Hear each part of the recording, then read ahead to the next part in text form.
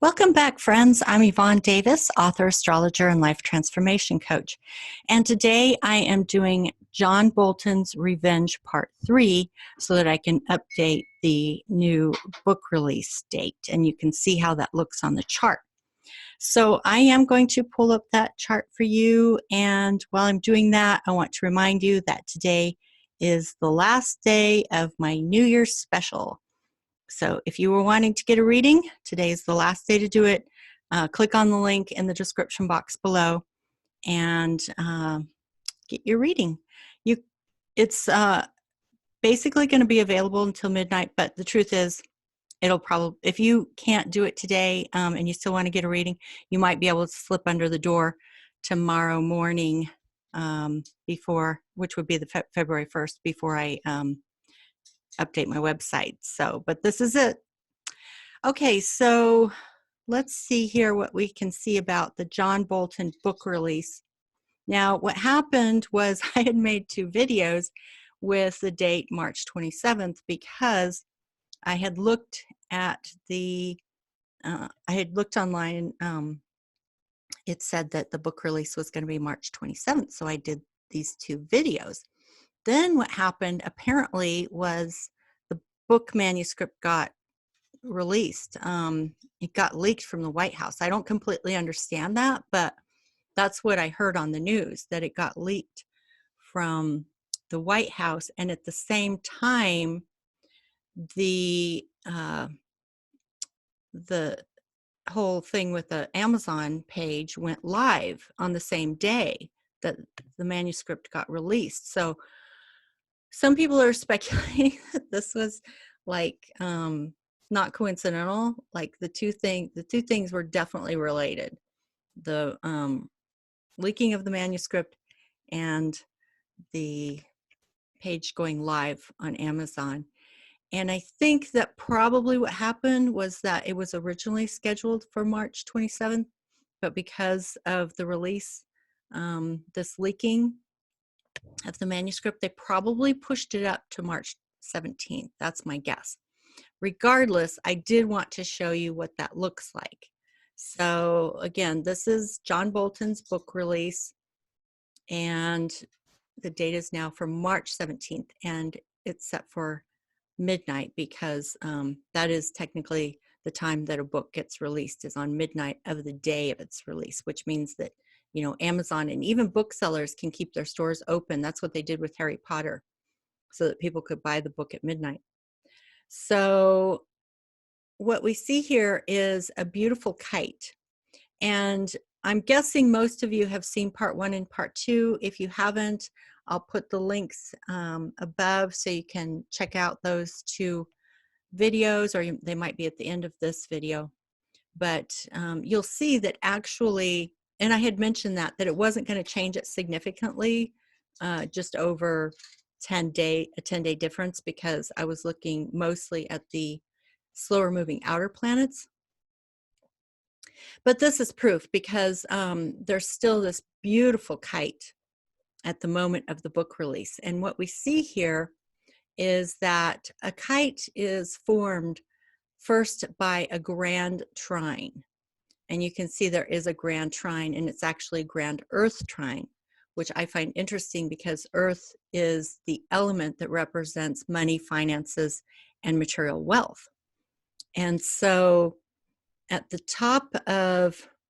point of the kite, or I guess that would actually technically be the bottom point of the kite, we see here the midheaven.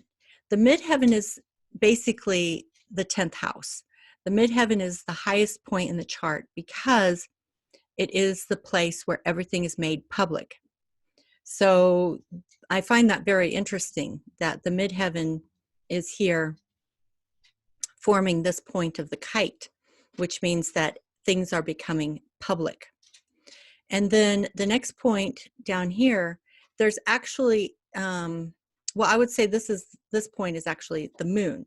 The moon is also an important figure in any given astrological chart, and it's actually one of the points on this grand earth trine.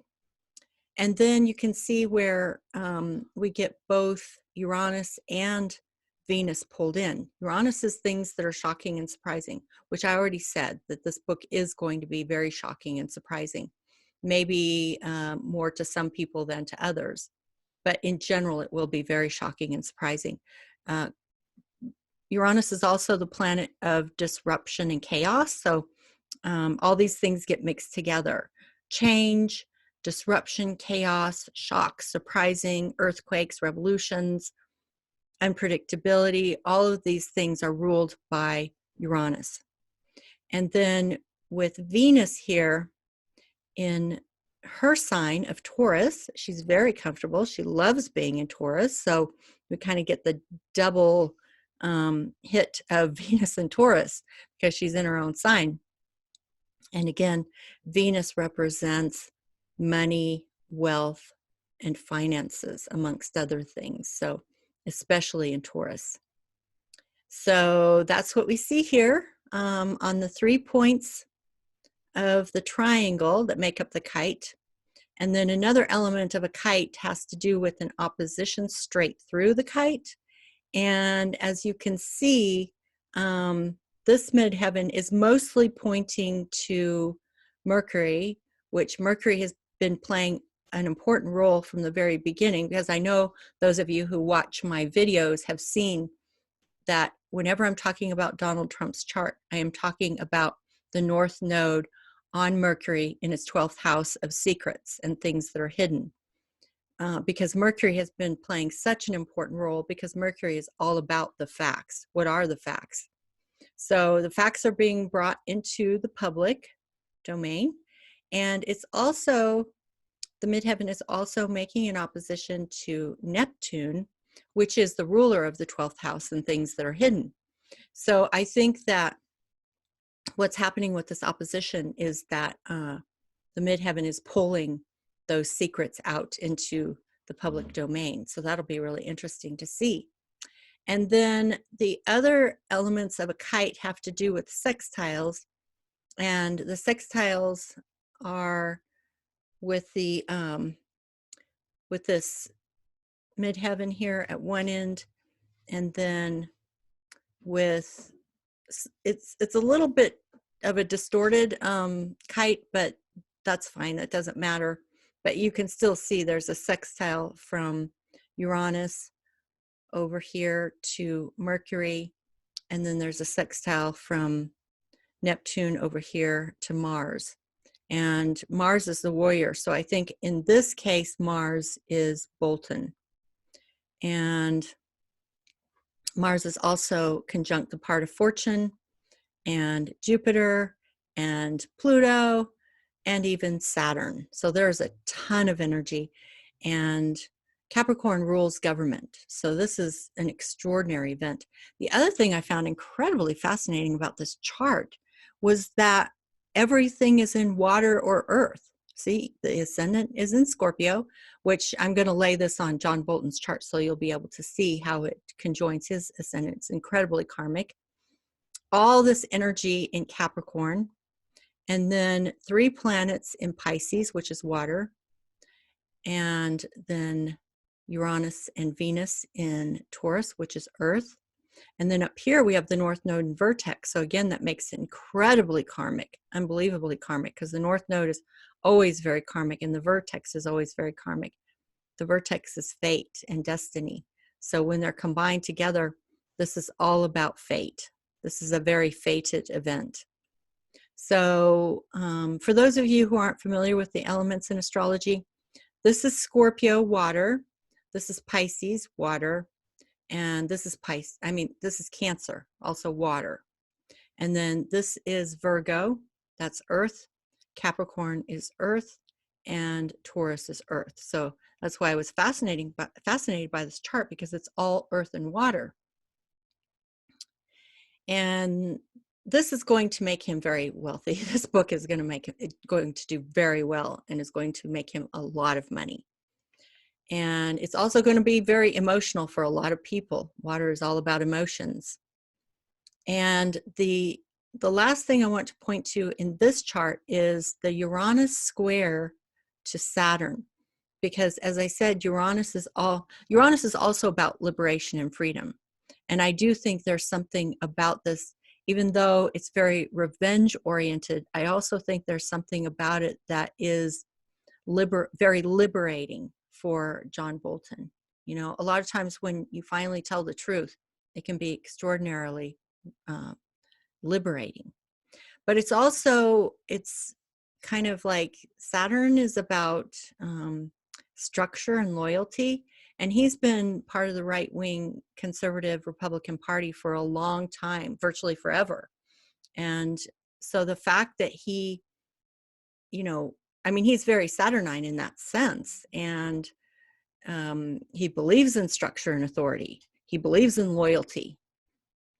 So the fact that he is speaking out, that's Uranus, and, you know, in a sense, throwing a wrench into the Republican machine, that's very shocking. And that's what the square between Uranus and Saturn means.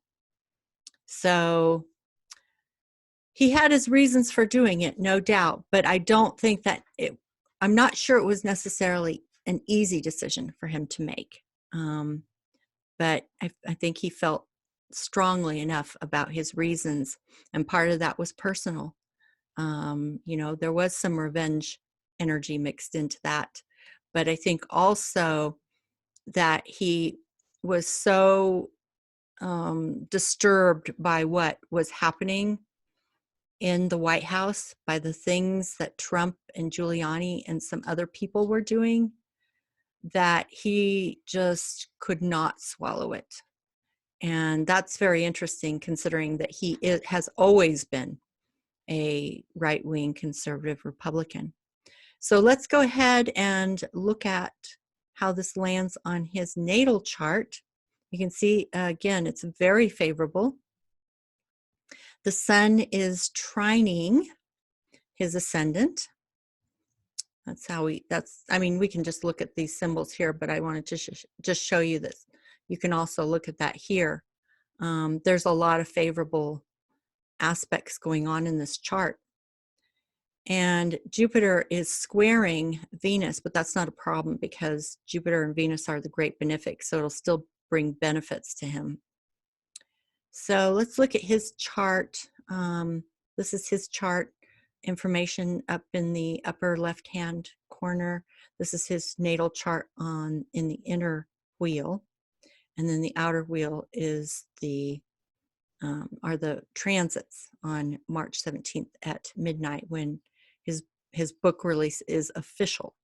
So as you can see, the ascendant for the book release is exactly conjunct his ascendant, and